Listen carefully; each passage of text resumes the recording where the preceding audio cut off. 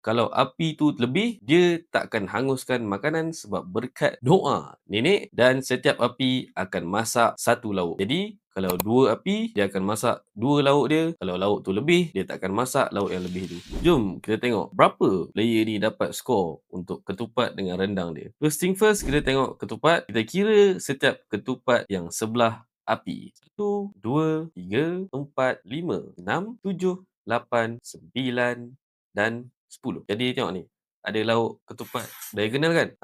Api tak akan masak. Dia masak sebelah-sebelah je. Untuk rendang pula, dia akan dapat 1, 2, 3, 4, 5, 6, 7, 8, 9 dan 10. In total, dia akan skor untuk lauk utama ketupat tu 10 kali 2 points jadi 20, dan tambah dengan lauk sampingan rendang 10 kali 1, 10 point.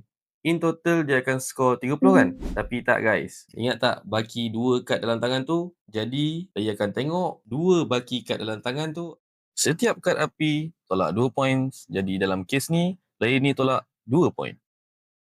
In total 30 tolak 2 point. Player ni dapat 28 points guys. Kalau semua orang tiba-tiba power dan jadi Sri, tiebreaker dia adalah korang kena kira 1 point untuk setiap lauk rahsia yang ada dalam 2 kad terakhir dekat tangan player lain. Tapi masih Sri juga. Dapat pula 1 point untuk lauk rahsia sampingan dekat 2 kad terakhir player lain. Masih Seri lagi. Power benar ni. Korang ulang langkah atas tadi, tapi kali ni buka balik kad yang korang buang waktu setup tu. Kita 3 player ada 4 kad kan. Jadi tengok mana satu kad yang ada lauk rahsia korang, dapat 1 point untuk setiap lauk utama ni. Seri juga lagi, dapat juga 1 point untuk setiap sampingan yang ada dekat kad yang buang ni. Masih Seri juga, kongsi je lah.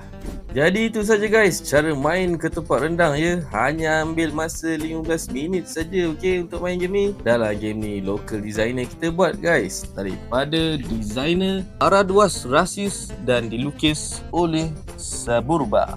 And game local ni dipublish oleh Meja Belakang. Lepas lapar daging raya ni dan masak daging korban, bolehlah guys tengah chill-chill tu main ketupat rendang. Sebab dia 15 minit, korang boleh buang jap phone tu, asyik main phone je time raya kan.